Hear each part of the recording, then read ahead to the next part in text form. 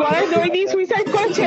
ওই ওই যে অনন্যা ব্যানার্জি, রাজু বিশ্বাস মানে হুমকি দেয় যে ভোটে নাম কাটা গেলে দেখে নেবে, বাড়ি থেকে তুলে নিয়ে যাবে, সেই জন্য চলে গেল। ভগবান, আপনি তো দেখেছেন কেমন হুমকি দিয়ে চেঁচামেচি করেছে। সদ্য প্রয়াতা স্ত্রী হাউমাউ করে কাঁদছে, কেঁদে কেঁদে মিথ্যে কথা বলছে রাজনৈতিক উদ্দেশ্যে। লজ্জা করে না? লজ্জা থাকা উচিত এদের।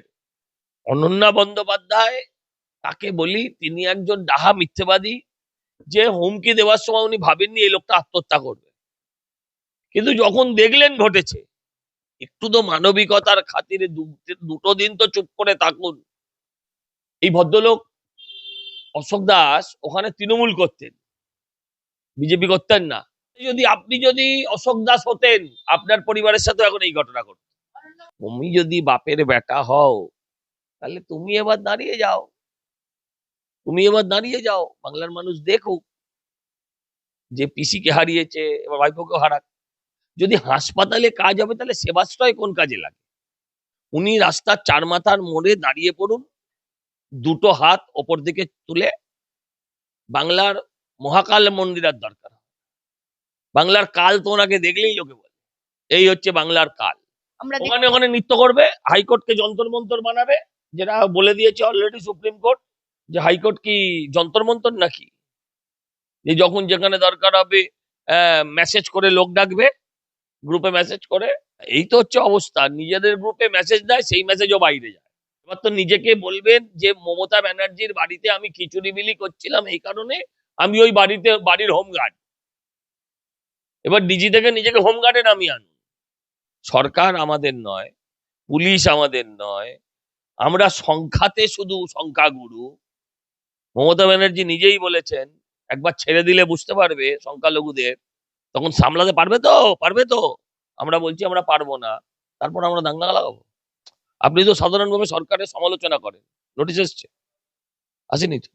আচ্ছা, আরেকজন আছে আমাদের টিভি, আরামবাগ টিভি, তার স্ত্রীর নামে তো নোটিশ এসছে তো, স্বামীর নামে নোটিশ এসছে। তাহলে একটা সম্প্রদায়কে এসআইআর এর মাধ্যমে উস্কাচ্ছেন, আর একটা সম্প্রদায়কে তুষ্ট করার চেষ্টা করছেন মন্দিরের মাধ্যমে।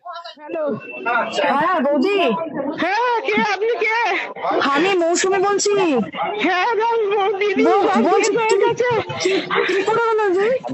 হ্যাঁ, গলায় দই দিয়ে সুইসাইড করেছে। ওই যে অনন্যা ব্যানার্জি, রাজু বিশ্বাস মানে হুমকি দেয় যে ভোটে নাম কাটা গেলে দেখে নেবে, বাড়ি থেকে তুলে নিয়ে যাবে, সেই জন্য চলে গেল। ভগবান, বৌদি এই জিনিসটা মানে দাদা কেন বললো না? একটা যদি এফআইআর করে দিতেন, তাহলে তো ব্যাপারটা আমরা মানে সবাই মিলে এই ব্যাপারটা নিয়ে বসে আলোচনা করে মানে আপনি তো দেখেছেন কেমন হুমকি দিয়ে চেঁচামেচি করেছে। হ্যাঁ আমি দেখেছি, তার জন্য আপনারা বাড়িতে সিসিটিভি পর্যন্ত লাগালেন। ও বলছে রাস্তাতে বেরোলে বউ ছেলেকে এটা করবো বলেছে। ভগবান, তো রাজু বিশ্বাসের উপরে আপনি কোন রকম অ্যাকশন নেবেন না? আমি আছি, আমরা সবাই আছি আপনার সঙ্গে। দিদি আচ্ছা, আমার কাছে আমার সঙ্গে সজল ঘোষের চেয়ারম্যানের পরিচয় হয়েছিল, কিন্তু আমি নম্বর নিইনি। আপনার কাছে? আমার কাছে আছে, সব আছে। আমার কাছে সজলদার নাম্বার আছে, আমার কাছে আমাদের সভাপতির নাম্বার আছে, সবার আছে। আপনি শুধু বলুন আপনি স্ট্যান্ড নেবেন, তাহলে আমরা আপনার সঙ্গে আছি, সবাই আপনার সঙ্গে থাকবো। রাজু বিশ্বাসের জন্য আমার বউ মরে গেছে। আপনি চিন্তা করবেন না বৌদি। আপনি এখন কোথায় আছেন? আমি কাছে পৌঁছাচ্ছি, আমি বিকেলের মধ্যে আপনার কাছে পৌঁছাবো। কোথায় থাকবেন বলুন ওই সময়? আমি জানি না কোথায় থাকবো। আচ্ছা, আমি ফোনটা করবো, আপনি ফোনটা উঠাবেন শুধু। হ্যাঁ ঠিক আছে, চিন্তা করবেন না, আমি আছি, আমরা সবাই আছি আপনার সঙ্গে। আপনি শুধু একটুখানি ধৈর্য ধরুন বৌদি, ঠিক আছে? আমার সব শেষ হয়ে গেল, আমার ছেলেটা কত ছোট, আমি জানি, সব জানি। আমি সেই জন্যই বলছি আপনার পাশে আছি, আপনি একদম চিন্তা করবেন না। আপনার ছেলের কিচ্ছু হবে না, আপনার কিচ্ছু হবে না, আমরা আছি, ঠিক আছে? তাহলে আপনি ফোনটা ধরবেন, যখন আমি আপনাকে আবার নেক্সট ফোন করবো, ঠিক আছে? ঠিক আছে, আমরা সে দেখছি তো, ওদের যা করলো, একটা মানুষের প্রাণ নিয়ে নিল, তার জন্য তার মীমাংসা হবে বৌদি, আপনি চিন্তা করবেন না। ব্যাস আপনি স্টেডি থাকুন, আপনি একটু শান্ত থাকুন, ঠিক আছে? আমি আপনাকে ফোন বিএলও কে আত্মহত্যায় নাকি প্ররোচনা দেওয়া হয়েছে, হুমকি দেওয়া হয়েছে, এরকমটাই অভিযোগ করেছিলেন। একটা কল রেকর্ডিং ভাইরাল আমরা দেখেছিলাম সোশ্যাল মিডিয়া। আমার সঙ্গে রয়েছেন সজল ঘোষ, কিন্তু সরাসরি অস্বীকার করেছেন অনন্যা বন্দ্যোপাধ্যায়। তিনি বলেছেন রাজনৈতিকভাবে ব্যবহার করা হচ্ছে, যেটা কোনোটাই তারা করেনি। তিনি বলছেন আরো তো আমার এলাকায় আরো 55টা বিএলও আছে, যান না তাদের কাছে গিয়ে খবর নিন। আমার সঙ্গে রয়েছেন সজল ঘোষ, কথা বলবো। কি বলবেন দাদা? না না, 55টার কাছে কেন যাবে? এই যে যিনি মারা গেছেন অশোক দাস, সেটাও মিথ্যে। ওর বউ মিথ্যে কথা বলেছে। ওর বউ মিথ্যে কথা বলেছে স্বামী মরে যাওয়ার পর। হ্যাঁ, উনি মিথ্যে কথা বলছিলেন সদ্য স্বামী প্রয়াত হওয়ার পর। উনি ওগুলো মিথ্যে কথা বলছিলেন রাজনৈতিক উদ্দেশ্যে। লজ্জা করে না? লজ্জা থাকা উচিত এদের। এই ভদ্রলোক অশোক দাস ওখানে তৃণমূল করতেন, বিজেপি করতেন না। লজ্জা থাকা উচিত। বাকি বিএলও, বাকি এলাকার কর্মীরাও দেখুন, মারা গেলে কোনো দুর্ঘটনা ঘটলে আপনার সাথেও এটাই ঘটবে। বাকি বিএলও, বাকি কর্মী, বাকি পার্টি কর্মীরা ওই অঞ্চলের, সারা বাংলার তৃণমূলের দেখুন, আপনার সাথে যদি, আপনি যদি অশোক দাস হতেন, আপনার পরিবারের সাথে এখন এই ঘটনা ঘটত। অনন্যা বন্দ্যোপাধ্যায় ওদের কথার, ওদের বলছি ওদের কথার যদি অন্যথা করেন, তার ভবিষ্যৎ অশোক দাস। আর এরা নির্দ্বিধায় বলবে মিথ্যে কথা। অনন্যা বন্দ্যোপাধ্যায়, তাকে বলি, তিনি একজন ডাহা মিথ্যেবাদী।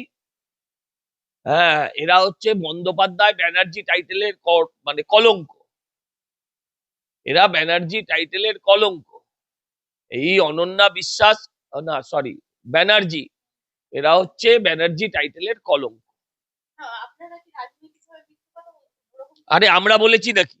কোন কথাটা আমাদের ছিল? যা বলার তো ওনার স্ত্রী বলেছেন। যা বলেছেন ওনার স্ত্রী বলেছেন। স্বাভাবিকভাবে যা বলার সে কথা ওনার স্ত্রী বলেছেন, আমরা তো কিছুই বলিনি। আমরা কি বলেছি? আমরা বলেছি পাশে থাকবো। বাকিটা ওনার স্ত্রী বলেছেন।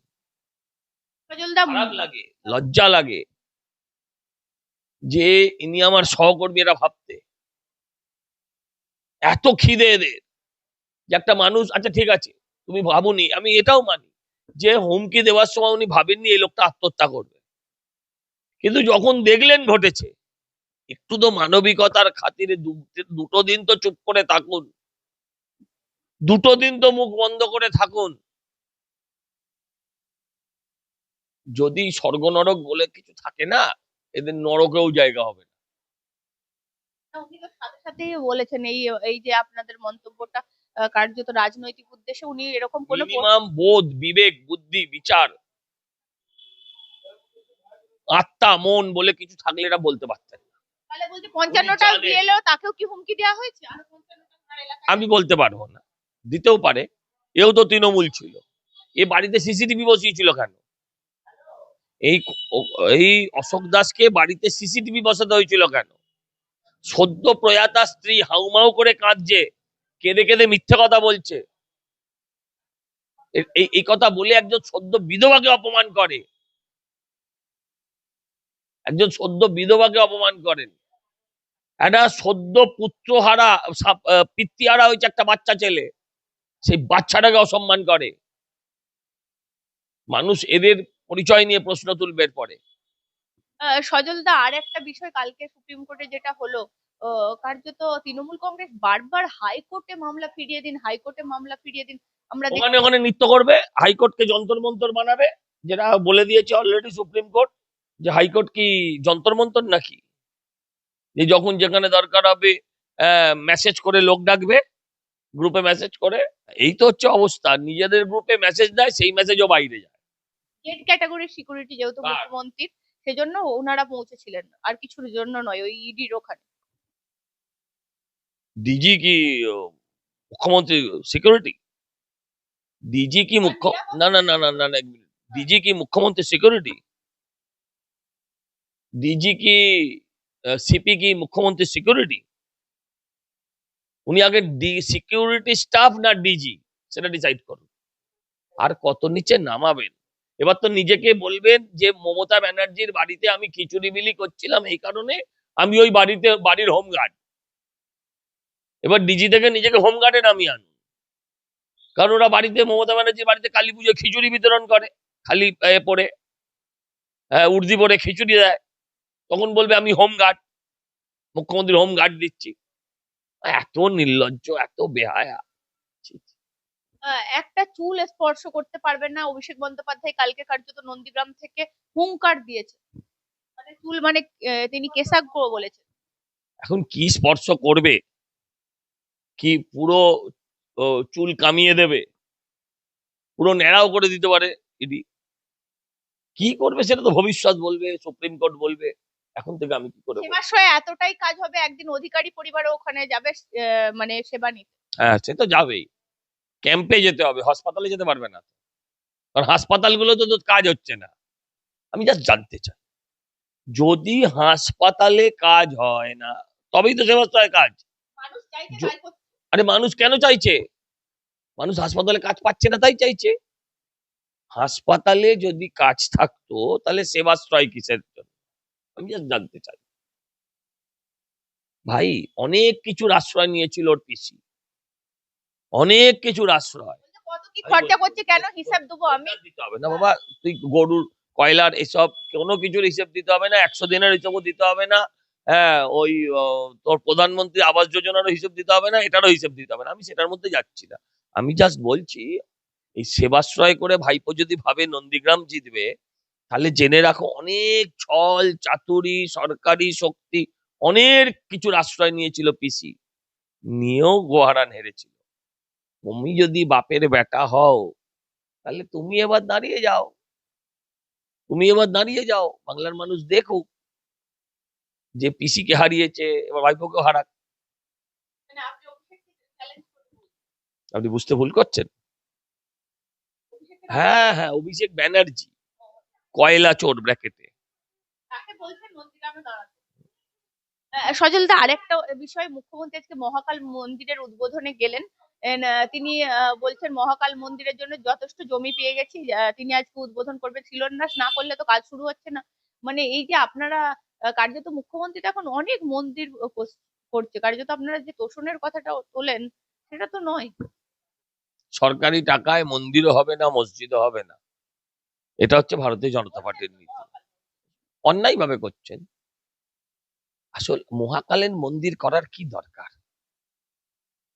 মহাকালের মন্দির করার ওনার কি দরকার?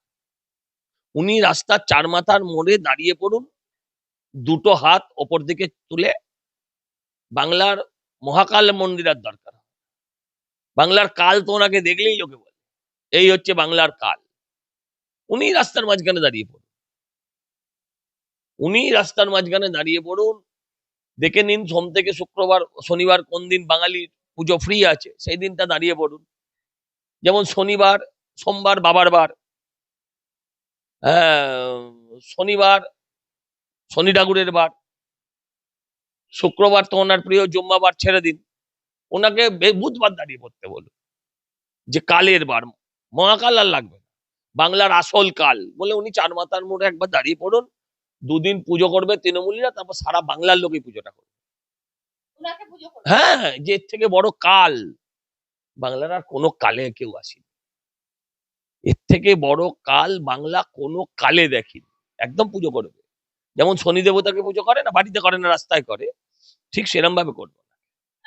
উনি বলছেন দাঙ্গা লাগাতে চাইছে বিজেপি, কার্যত তিনি আজকেও বললেন যে দাঙ্গা লাগানোর জন্য বিজেপি একটা ছক। তার মানে এবার দাঙ্গা লাগবে। সরকার আমাদের নয়, পুলিশ আমাদের নয়, আমরা সংখ্যাতে শুধু সংখ্যাগুরু। মমতা ব্যানার্জি নিজেই বলেছেন, একবার ছেড়ে দিলে বুঝতে পারবে সংখ্যালঘুদের, তখন সামলাতে পারবে তো, পারবে তো। আমরা বলছি আমরা পারবো না, তারপর আমরা দাঙ্গা লাগাবো, তারপরেও আমরা দাঙ্গা লাগাবো, এটা হতে পারে? একটা দাঙ্গা উনি লাগাবেন, পরিকল্পনা পাকা। এই নোটিশ দিয়েও তো কার্যত ফেরানোর চেষ্টা করছে, সমস্ত মুসলিমকে টার্গেট করে এখন নোটিশ দেওয়া হচ্ছে। নোটিশ কারা দিচ্ছে? একদম যারা ব্লক আধিকারিক কর্মী রয়েছে, তারা তো রাজ্য সরকারের কর্মচারী, যারা এই মুহূর্তে না হলেও নোটিশ জারি করছে। তাহলে কি এইটা একটা চক্রান্ত চলছে যে মুসলিমদেরকে খেপিয়ে দাও? আপনি কি মুসলিম? তো সংখ্যালঘু বলবেন না, মুসলিম বলবেন। আপনার নোটিশ এসছে? আপনি তো সারাদিন মমতা ব্যানার্জিকে গালি দেন, আপনি তো সাধারণভাবে সরকারের সমালোচনা করেন, নোটিশ এসছে? আসেনি তো। আচ্ছা, আরেকজন আছে আমাদের টিভি, আরামবাগ টিভি, তার স্ত্রীর নামে তো নোটিশ এসছে, এসছে তো, আমার স্বামীর নামেও নোটিশ আপনার স্বামীর নামে নোটিশ এসছে, তাহলে এগুলো কোনো কথা? এই যে আমাদের তো বাঙালি পাড়া, এত লোকের দাঁড়িয়ে আছে, একটা দেখান যে একটা বিনা কারণে নোটিশ এসছে, হতে পারে, হ্যাঁ এটা ঠিক, ছোট কারণে নোটিশ এসছে, ছোট কারণে। এটাকে খেপিয়ে দেওয়ার চেষ্টা করছে না, কারণ কেন খেপানোর চেষ্টা করতে গিয়েই তো কালকে অশোক দাস সৃষ্টি হয়েছে, ভয় দেখাতে খেপাতে এই করতে গিয়ে তো একটা ঘটনা ঘটেছে। আমি আরেকজনকেও দেখছিলাম সজল দা অ্যাম্বুলেন্সে করে নিয়ে এসেছে, বলছে আরে কি কাউন্সিলর বললো অ্যাম্বুলেন্সে করে নিয়ে যাও, না, না। সেখানে তৃণমূল কাউন্সিলর বলছে অ্যাম্বুলেন্সে। আমি বলছি ওটা তো খিচবেড়ি ফটো করার জন্য, আমি বলছি অ্যাম্বুলেন্সে করে নিয়ে যাওয়ার কি দরকার, যখন এসআইআরটাকে ব্যবহার করছে। 1 মিনিট, যখন বাড়িতে এসআইআর হওয়ার ব্যবস্থা আছে, অসুস্থ লোক হলে হাসপাতালে গিয়ে এসআইআর করার ব্যবস্থা আছে, যখন ভিডিও কলে এসআইআর ব্যবস্থা করার ব্যবস্থা আছে, টেলিফোনে এসআইআর করার ব্যবস্থা আছে, আপনি যাওয়ার কি দরকার, নিয়ে যাওয়া হচ্ছে কেন? এই ব্যবস্থাগুলো তো অনলাইন আছে। আবার কি এটা রাজনীতি করছে? আবার কি? নোংরা রাজনীতি, রাজনীতি না, নোংরা রাজনীতি, এই রাজনীতির ফল পেতে হবে না। কিন্তু উনি তো একটা সম্প্রদায়কে উস্কে দিচ্ছে এসআইআর এর মাধ্যমে, কার্যত বলছে পরে একটা সম্প্রদায়কে এসআইআর এর মাধ্যমে উস্কাচ্ছেন, আর একটা সম্প্রদায়কে তুষ্ট করার চেষ্টা করছেন মন্দিরের মাধ্যমে। হ্যাঁ, এবার বলছি সেই সম্প্রদায় কিন্তু আজকে আওয়াজ তুলতে শুরু করেছে যে মসজিদ হলে কি দোষ, মন্দির যখন তুমি করছো, মসজিদ হলে কি দোষ, মন্দির যখন তুমি করছো, এর একটা সম্প্রদায় আওয়াজ তুলে দিয়েছে অলরেডি।